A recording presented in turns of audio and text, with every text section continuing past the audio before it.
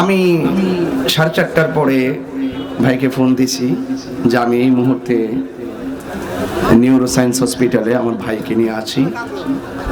5টা বাজে তখন আমি সেখানে, 5:30 বাজে তখন আমি সেখানে, 6টা বাজে তখন আমি সেখানে।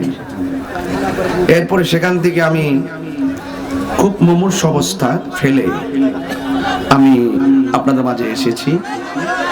আমার একটা আদর্শ আছে, আমি যখন কোথাও ওয়াদা করি আমি যাওয়ার চেষ্টা করি। তো আমি আপনাদের কাছে শুধু একটি অনুরোধ করব, আমার ভাই এই মুহূর্তে হসপিটালে স্ট্রোক করে।